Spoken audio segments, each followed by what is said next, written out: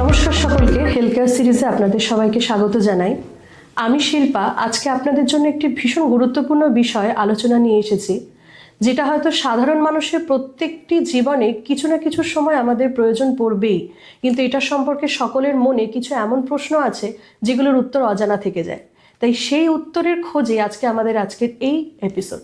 এই বিষয়ে বিস্তারিত জানার জন্য আজকে আমাদের সাথে বিশেষ অতিথি রয়েছেন বেঙ্গল ফেথ হসপিটালের ক্রিটিক্যাল কেয়ার মেডিসিন ডিপার্টমেন্টের স্যার ডক্টর সুদীপ্ত মৈত্র বাবু। ওনাকে আমি স্বাগত জানিয়ে চলে যাব আজকের অনুষ্ঠানের মূল পর্বে। স্যারকে আজকের এপিসোডে ওয়েলকাম জানাবো। নমস্কার। হ্যাঁ, প্রথমেই স্যার আপনাকে আমি একটা বিষয় জানতে চাইবো।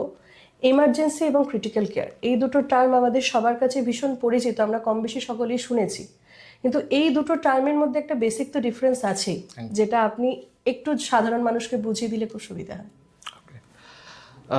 একটা কোনো হসপিটালে দেখবেন দুটো ডিপার্টমেন্ট থাকে সবসময়। একটা এমার্জেন্সিতে যেখানে পেশেন্ট ল্যান্ড করছে, আর একটা হয় ওই পেশেন্টটাকে হঠাৎ করে যদি বলা হয় কি পেশেন্ট খুব খারাপ আছে, পেশেন্টকে আইসিইউতে শিফট করব। সেটা আইসিইউ হতে পারে, আইটিইউ হতে পারে বা সিসিইউ হতে পারে। এখানে সবচেয়ে ইম্পর্টেন্ট ডিফারেন্স হয় একটা এমার্জেন্সি ডিপার্টমেন্ট কোনো পেশেন্ট যখন ডিল করছে সেটা ক্রিটিক্যাল হতেও পারে নাও হতে পারে। তাদের কাজ শর্ট টার্ম ফোকাস করে ওই পেশেন্টকে লাইফ থ্রেটনিং কন্ডিশন থেকে বের করা। এটা এমার্জেন্সি টিমের কাজ। ওদের কাজ হলো কুইক স্টেবিলাইজেশন পেশেন্টের। ওয়েরাস ওই পেশেন্টটা যখনই স্টেবিলাইজ হয়ে যাচ্ছে ওকে ওই ডিপার্টমেন্টে শিফট করা, যেটাকে বলছি আমরা ক্রিটিক্যাল কেয়ার ইউনিট বা ইন্টেন্সিভ থেরাপিউটিক ইউনিট বা ইন্টেন্সিভ কেয়ার ইউনিট। আচ্ছা, তো সেখানে পেশেন্টটা লং টার্ম স্টেবিলাইজেশনের জন্য যাচ্ছে। মানে ওখানে যখন ও স্টেবিলাইজ হয়ে যাবে ওই কন্ডিশনগুলো যেটা ওর জন্য লাইফ থ্রেটনিং হতে পারে ওটা থেকে বেরিয়ে যাচ্ছে, তারপরে patient shift out to ward হয়। কিন্তু ওই পিরিয়ডটা শুধু কি পেশেন্ট ট্রিটমেন্টের জন্য যাচ্ছে? না, ও যাচ্ছে আর একটা কাজের জন্য। সেটা হলো কি অনেক সময় অনেক patient life threatening situations develop করতে পারে over the course of the treatment, সেইগুলো অবজার্ভ অ্যান্ড মনিটর করা। ওকে, আশা করি জিনিসটা আমাদের কাছে কিছুটা হলো ক্লিয়ার হলো। আরেকটা বিষয় জানার ছিল, আপনার এই দীর্ঘ কর্মজীবনে এমন কিছু তো ল্যান্ডমার্ক কেস এসেছে যেটা হয়তো এই ডিপার্টমেন্টে আপনার মনে গেঁথে রেখেছে, এমন কিছু চ্যালেঞ্জিং কেস এমার্জেন্সি? একদম এরকম চ্যালেঞ্জিং কেস অ্যাকচুয়ালি প্রচুর আছে, কিন্তু আমার সবসময় একটা কেস মনে পড়ে। একটা ফিমেল ছিলেন, উনি এক্সাইড মোড়ে দুটো বাসের মাঝখানে চেপে গেছিলেন। She was crushed totally in between. তার এদিকের 6খানা রিব, এখানের 8খানা rib, lungs filled with blood, ব্রেনে হ্যামারেজ, পেশেন্টের স্যাচুরেশন লেভেল ভেন্টিলেশনে দেওয়ার পরেও 70 উপরে উঠছে না। Now here comes the critical care টিমের বলছি আমি আবার টিমের পার্ট। একজন পেশেন্টকে ইন্টিউবেট করে ভেন্টিলেশনে দিচ্ছে, আর একজন জাস্ট ইউএসজিটা করে দুদিকে একটা সার্জারি ইউনিটের যে এসআর ছিলেন আর একজন আমরা দুদিকে চেস্ট ড্রেন করছি, আর একজন যে জুনিয়র আছে সে ব্লাড ট্রান্সফিউশনের জন্য তাড়াতাড়ি ব্লাড ব্যাঙ্কে দৌড়াচ্ছেন। ওই পেশেন্টটা 1 মাস ফাইট করে বেরিয়েছিলেন। মানে এই সিচুয়েশন হয়তো আমরা ওভার ফোন দেখে আমাদের গায়ে কাটা দেবে, এই সিচুয়েশন আশা করছি সকলের জীবনে কম বেশি আসতেই পারে, তাই এই বিষয়ে জানাটা ভীষণ গুরুত্বপূর্ণ। আরেকটা টার্ম আমরা শুনি, গোল্ডেন আওয়ার। এই 1টি ঘন্টা কিভাবে এতটা গুরুত্বপূর্ণ? দেখুন, গোল্ডেন আওয়ার আমাদের মেডিকেল ফিল্ডে অনেক কটাই ট্রিটমেন্টের পার্টে পড়ে। যেরকম স্ট্রোকের সময় হয়, এএমআই মানে হার্ট অ্যাটাকের সময় হয়। আমরা গোল্ডেন আওয়ারটা বলছি কেন? মানে ওই টাইমের মধ্যে যদি ওই নির্ধারিত চিকিৎসাটা যদি পেশেন্ট পেয়ে যায়, পেশেন্টের লাইফ এক্সপেক্টেন্সিটা বেড়ে যায়, ওই সময় বেঁচে যাওয়ার চান্সেসটা অনেকটা বেড়ে যায়। এটা আমি একটা বলতে পারি, যেরকম স্ট্রোকে গোল্ডেন আওয়ার থাকে 1 ঘন্টা। আচ্ছা, ঠিক আছে।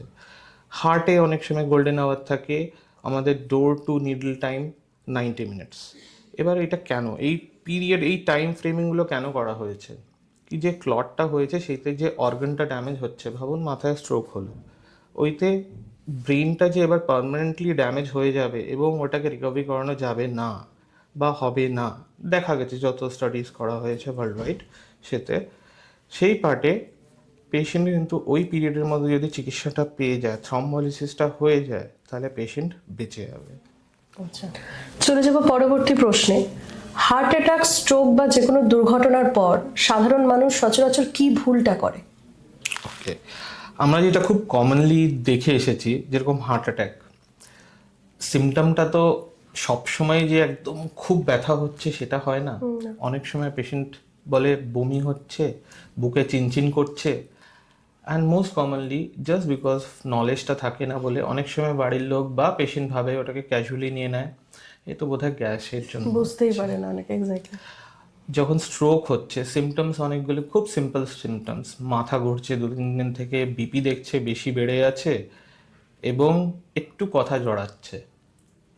পেশেন্ট ওটা অনেক সময় ক্যাজুয়ালি নেয়, কেন কি ওদের ধারণা অনেক সময় এটা থাকে কি পেশেন্ট যতক্ষণ প্যারালাইজ হচ্ছে না বা অজ্ঞান হয়ে যাচ্ছে না ততক্ষণ স্ট্রোকটা হয় না। কিন্তু একটা ছোট্ট স্ট্রোক অলরেডি হয়ে বেড়ে একবার ম্যাসিভ হতে চলেছে, অ্যান্ড ওটা ওনার জীবন নিয়ে নিতে পারে, ওনাকে পুরো সারা জীবনের জন্য মেবি পঙ্গু করে দিতে পারে। সেই ধারণাটা কোথাও না কোথাও মিসিং থাকে। এখানে খুব দরকার হয় একটু ছোট ছোট অ্যাওয়ারনেস ছড়ানো পেশেন্টদের মধ্যে বা ইনফরমেশন রাখা, এবং নিজেও নিজের থেকে এইগুলোর ব্যাপারে সংক্রান্ততে জানা। একদম। আমরা দেখেছি এমার্জেন্সির ক্ষেত্রে রোগীর যে বাড়ির লোক, তাদের কোন আচরণটা আমাদের সব থেকে বেশি সমস্যার সৃষ্টি করে বা কোন আচরণটা আমাদের সুবিধার সৃষ্টি করে? আচ্ছা, এতে আমি দুটো পার্ট বলতে চাইবো। একটা হলো প্রথম কি কোনো যখন পেশেন্ট আসছে এমার্জেন্সিতে, তাদের সাথে যে কোম্পানিং রিলেটিভরা থাকেন তাদের এটা খুব বোঝা দরকার কি যে ডাক্তারবাবু ভিতরে আছেন। ওনার দুটো কাজ, একটা হলো আগে তো এইটা বোঝা কি পেশেন্টের হচ্ছেটা কি আর ওটার সিভিয়ারিটিটা কত। যখন উনি ওটা বুঝে উঠবেন এবং ওটাকে ট্রিট করা যাবে কি, ওটা কতটা লাইফ থ্রেটনিং হতে পারে ওই সিনারিতে করা যাবে না, বা কতটা স্টেবিলাইজেশন করা যাবে, এইটা তো ওনাকেও ফাইট করতে হচ্ছে। অবশ্যই। পেশেন্টের সাথে লড়ছেন, মানে পেশেন্টের ভালোর জন্যই চাইছেন। জাস্ট ওনার কোঅর্ডিনেশন, এইটা বোঝা কি হ্যাঁ পেশেন্ট খারাপ আছে অ্যান্ড উনি ওটার জন্য পুরো এফার্ট দিচ্ছেন। একদম।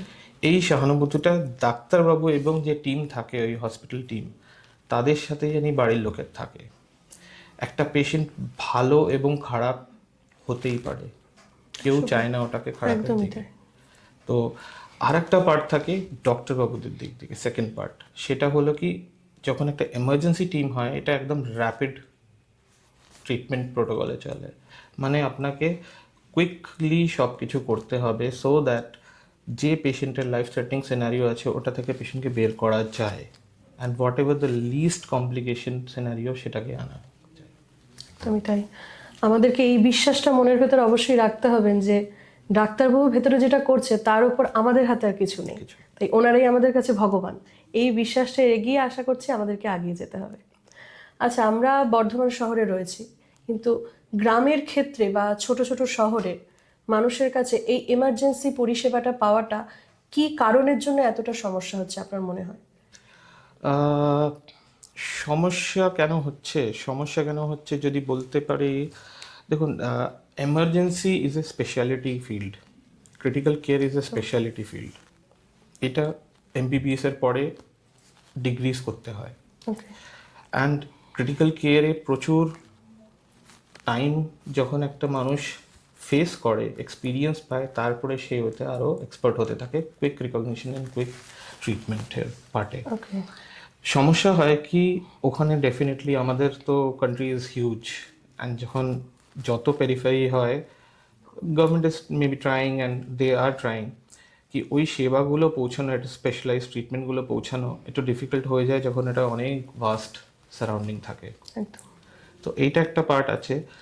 আর কিছু কিছু জিনিস বেসিক যেরকম ট্রেনিং প্রোগ্রামস থাকে সেইটা ইমিডিয়েট দেওয়া যায়, যেরকম BLS trainings, basic life support trainings, যেটা আমরা লেমেনদের দিয়ে থাকি, আমরা সব জায়গায় দিই, এখানেও দেওয়া হয়, সো দ্যাট কি কোনো পেশেন্ট হঠাৎ করে কার্ডিয়াক অ্যারেস্ট হলো, মানে হার্টটা বন্ধ হয়ে গেছে, করতে কি হবে, এটা সবার জানা দরকার।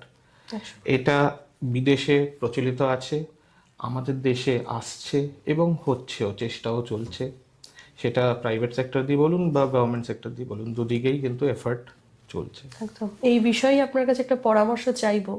হঠাৎ করে কোনো পেশেন্টের যদি শ্বাস বন্ধ হয়ে যায় বা হার্ট অ্যাটাক হয়, প্রথম 1-2 মিনিটের মধ্যে কি করা উচিত? আচ্ছা, দুটো পার্ট হয় এখানে। একটা হয় পেশেন্ট আনকনসিয়াস হয়ে গেছে কি রেসপন্সিভ হয়ে গেছে। আনকনসিয়াস মানে জ্ঞান চলে যাওয়া, সেটা অনেক কারণ। তখন যদি হয় ইমিডিয়েট পেশেন্টকে আমাদের একটা যেটা আগে ভ্রান্তি আছে সেটা আমি দূর করি। লোকেরা কি করে, এই অনেক সময় মুখে কিছু দেওয়ার চেষ্টা করে, পেশেন্টকে জল খাওয়ানোর চেষ্টা করে, এইটা কোনো সময় করবেন না। আচ্ছা, this can be life threatening. এইটা পেশেন্টকে মেরে দিতে পারে। পেশেন্টকে সবসময় লেফট ল্যাটারাল বা রাইট ল্যাটারাল পজিশনে গিয়ে মাথাটাকে নর্মাল লেভেলে রাখতে হয়, সো দ্যাট পেশেন্ট শ্বাসটা নিতে পারে। আচ্ছা, সেকেন্ড পার্টটা যেটা আসি, যদি পেশেন্ট শ্বাস নিচ্ছে না, এবার এটার একটা রিকগনিশন, একটা তো মানুষকে বুঝতে হবে, সে তো ডাক্তার নাই হতে পারে, তাকে তো বুঝতে হবে কি পেশেন্ট নিজে শ্বাস নিচ্ছে কি নিচ্ছে না, হার্ট চলছে কি চলছে না। তখন চলে আসে বেসিক লাইফ সাপোর্টের পার্ট। ওখানে কার্ডিও পালমোনারি রিসাসিটেশনের ট্রেনিং হয়, মানে কিভাবে চেস্ট কম্প্রেশন দিতে হয়, যেটা অনেক সময় বলা হয় ওই বুকে চাপ দিচ্ছিল কোনো ডাক্তারবাবু, তারপরে হঠাৎ করে পেশেন্ট কি কিছু জেগে গেল। So that is the training পুরো। It is a BLS training till the ambulance service or emergency team arrives, বা পেশেন্টকে হসপিটাল পৌঁছানো যায়। এটা খুব ইম্পর্টেন্ট। আর এটা আমাদের যে নর্মাল জনগণ যারা নন মেডিকেল, তাদের জন্য এটা দরকার। অবশ্যই। আরেকটা বিষয়, তরুণ প্রজন্মে যে ডাক্তাররা এখন পড়াশোনা করছে এই বিষয়ে, তাদের জন্য এই এমার্জেন্সি মেডিসিনটা কতটা একটা ভালো স্ট্রিম হতে পারে আপনার কি মনে হয়? এক্সট্রিমলি। ইন্ডিয়াতে এটা বলতে পারি কি লাস্ট 5 to 10 ইয়ার্সে একটা birding stream, big stream. Exactly. Every exceptional health sector or health sector will, I'll say health care, যে জায়গাগুলো থাকে, হসপিটালগুলো থাকে, সেতে emergency is one of the most prime department. চলে যাব পরবর্তী প্রশ্নে। জনজীবনের সব থেকে বেশি প্রাণহানি হয় এমন 3টি এমার্জেন্সি পরিস্থিতির কথা যদি আপনি বলেন। মোস্ট কমনলি প্রথম তো যেটাকে আমরা জানি হার্ট অ্যাটাক, আমাদের ল্যাঙ্গুয়েজে বলি এএমআই, অ্যাকিউট মায়োকার্ডিয়াল ইনফ্রাকশন। ওকে, দ্বিতীয় হলো যেটা খুব কমনলি প্রচলিত, স্ট্রোক। একদম। এবার সেটাতে হেমারেজিক হতে পারে, ইসচিমিক হতে পারে, সেটা বৃত্তান্ততে আর গেলাম না। তৃতীয় হলো road traffic accidents, very common, অবশ্যই, ভেরি কমন। একদম। এই বিষয়ে যদি আপনাদের মনেও কিছু প্রশ্ন থেকে থাকে অবশ্যই কমেন্ট বক্সে জানাবেন। আমরা অভিজ্ঞদের সাহায্য নিয়ে অবশ্যই চেষ্টা করব যথাযথ আপনাদের উত্তর দেওয়ার। এবং শেষ পর্যায়ে এসে একটি প্রশ্নই করব আপনার কাছে, প্রশ্ন কম পরামর্শ বলতে পারেন। জীবন রক্ষা করে এমন একটা কিছু যদি আপনি পরামর্শ সাধারণ মানুষকে দেন যেটা আমাদের সাধারণ জীবনে খুব সাহায্যকারী হতে পারে। ওকে, সাজেশন ওয়াইজ বলবো, ডাক্তারদের উপরে ভরসা রাখুন, ডাক্তাররা আপনাদের জন্যই আছে, তারা যা চায় ভালোর জন্যই চায়। এবং অবশ্যই, নলেজ, এরকম নাকি ডাক্তারকে শুধু ডাক্তারিটা একটু জানতে হবে, আমাদেরও বেসিকটা একটু শেখা দরকার পরিবারের জন্য, নিজের পরিবারকে। এবং যখনই কোনো পরিবারে কোনো কষ্ট বা শারীরিক অসুবিধা হবে, ওটাকে নিয়ে ক্যাজুয়াল হবেন না, বাড়িতে ডাক্তারকে নিয়ে পরামর্শ নিয়ে তার কাছে গিয়ে ওটার চিকিৎসা অবশ্যই করাবেন। অবশ্যই। সকলকে এটাই বলবো, নিজের পরিবারের সাথে সকলের থেকে সুস্থ থাকুন। কোনো ছোটোখাটো জিনিসকে অবহেলা না করে, অবশ্যই ডাক্তারবাবুরা রয়েছেন আমাদের মানে এই আমাদের জীবনটাকে আরও সহজ করার জন্যই ওনারা রয়েছেন। তাই সকলকেই বলবো কোনো জিনিসকে অবহেলা করবেন না। অবশ্যই পরবর্তী কোনো আরও একটি গুরুত্বপূর্ণ বিষয় নিয়ে আশা করছি আপনার সাথে দেখা হবে। সঙ্গে থাকুন।